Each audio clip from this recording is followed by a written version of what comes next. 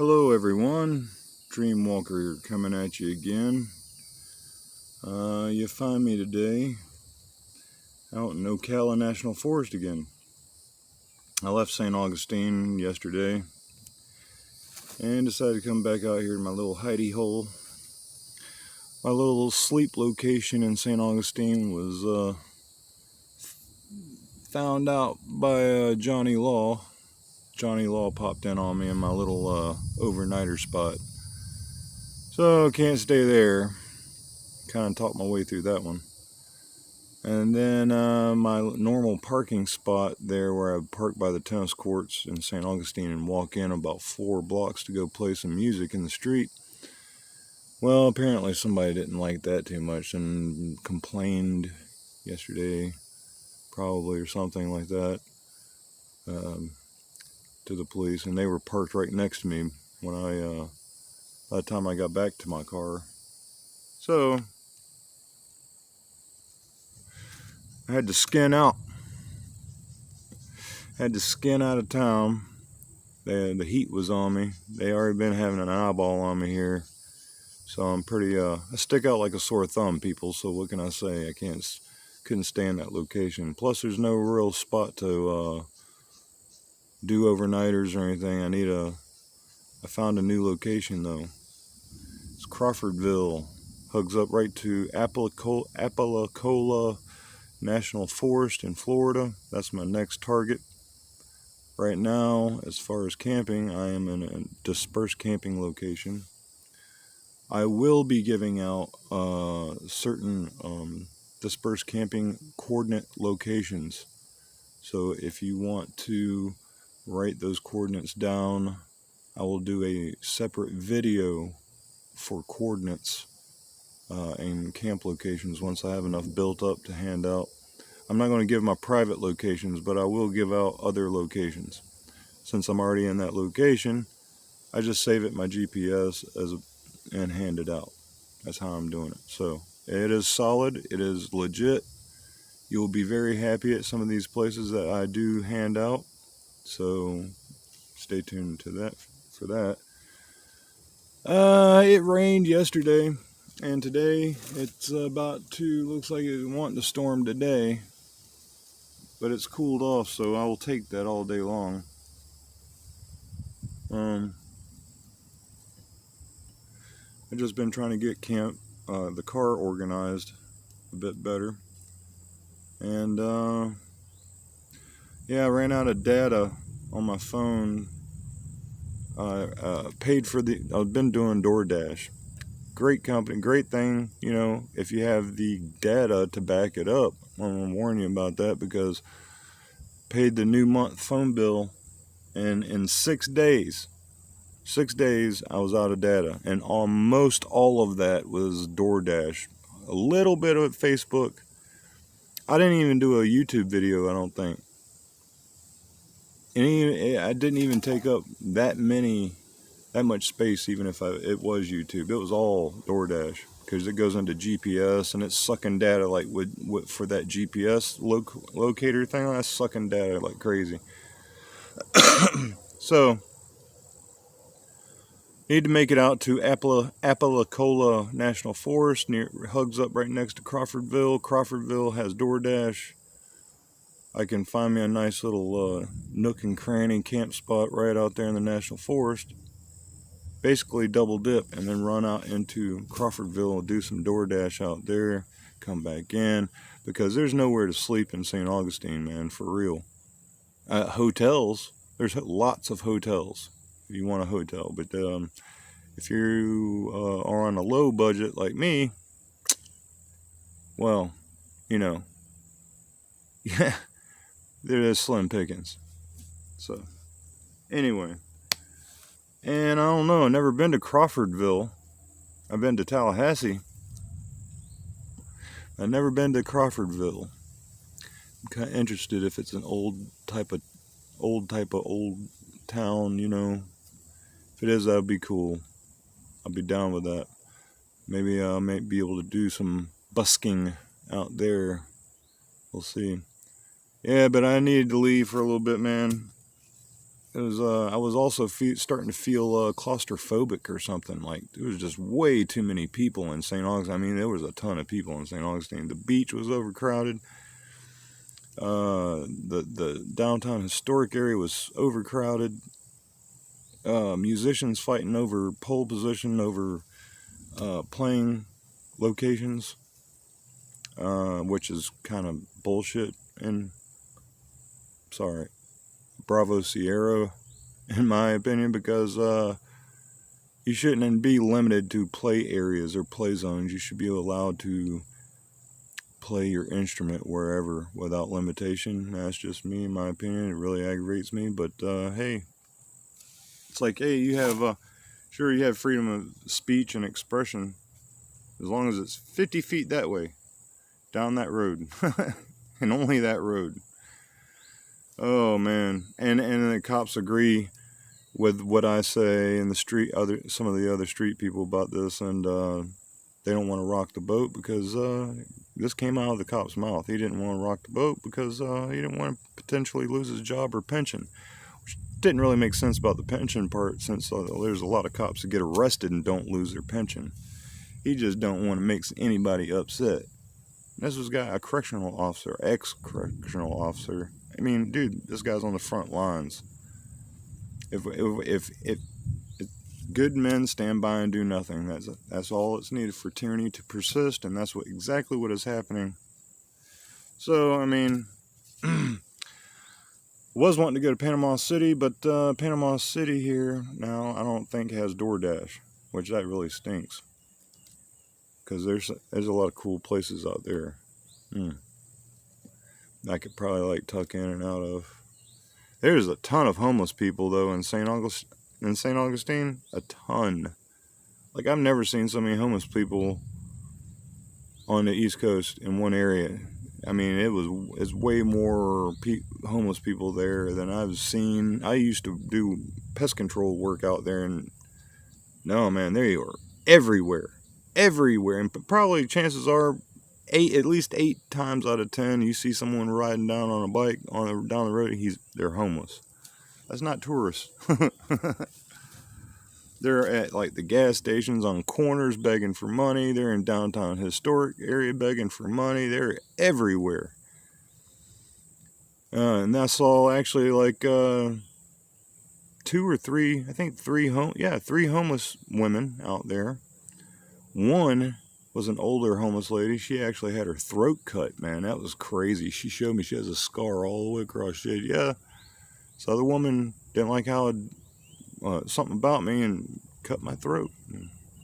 She got life in prison, I guess, supposedly, but she was a trip.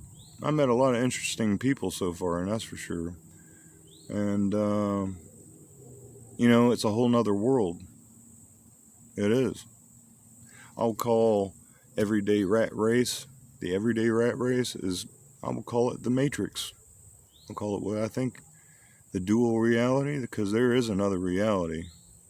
A reality other than the Matrix. Most people don't get to experience it because they're not homeless, and that's basically what it takes to lose everything. Can you really go without everything? Do you need everything? Do you need all that you have? You need all that food in your pantry to survive? How much do you need to be content in life with? Till you get that Jaguar? That White House white picket fence? Nuclear family? I don't know, man. I think we should have options here. I think that might be some people's idea of a great success. But I think success to me is just being content with who you are, being content, being in your own skin, and living life to the fullest, and seeing things and doing things that most people don't get to. Because on your deathbed, are you going to be thinking, if I coulda, shoulda, woulda done X, Y, and Z? Or would you rather be that person who had the opportunity and did it, instead of regretting it? If I had the opportunity, I think I would want to do it, and do it because it's worth it. every bit of it. The experience, the freedom, the upside to it outweighs the downside to it. You have little discomforts, but it totally outweighs the comfort, the benefits, the freedom, I feel way more at peace now. I mean, I was really getting this knot in my stomach being in St. Augustine. And now I'm out here, it's peaceful. All I hear is the wind blowing. I hear birds chirping and bugs buzzing. I feel more peace now. I feel like I belong here. It makes me feel peaceful. I feel like it's recharging me or something. So anyway, wanted to do this, and yeah, here's to you, Jerry Blalock, the beat cop on St. Augustine's beat. Fight the power, brother, and remember your oath. Yeah, I called you out. And anyway, anyone else out there, don't forget to like and subscribe to this channel. There will be a lot more interesting videos. No telling what's going to happen here, folks. But I love this way of life. I encourage it for everyone. If you can do it, wouldn't you rather, if you're able to work on the road and be able to live debt-free, without mortgage, without rent payments or electrical payments or this or that payments, use that payment for gas, and maybe what? So you see, you can disperse camp. Disperse camping is free. So up to 14 days if they find you. Haha. All right, Jolly Roger. All right, you Jolly Rogers, come on out and find me. If any of you see my videos and you're out there and you see my dead man chest flag, which is the red flag with the skull, pirate flag, or the Jolly Roger pirate flag, that is my camp. Those are my camp flags, the red and black Jolly Rogers. So that's calling everyone out, all the nomads. I'm calling out all the nomads. All the RVers, all the drifters, let's unite. We need to unite because they're going to tighten down on us, especially with channels out there. I'm going to call somebody else out. Bob Wells of RV Living. Now, I'm sorry, Bob. I liked a lot of your videos, but I'm going to have to comment that a lot of things that you were saying and information you were giving out there to the people, I mean, yeah, it's good information in a lot of ways, but, it's a double-edged sword, brother, because guess who else is going to see that information and close the loopholes? Big Brother. They're going to know how you're doing. Everybody's doing it. They don't want you traveling. They want you locked into the matrix. They're going to shut it down and make laws against this or that, so there won't be no more traveling. So it's a double-edged sword. Your information is good, but it also can hurt us out there. So keep that in mind, Mr. Bob Wells. I like your channels and everything, but maybe you should code it a little more, instead of being so out there with it. Not everybody needs to know everything. That's just my opinion. And yeah, a lot of those channels are great though. So check out his channel, RV Living. No, nothing against you, brother.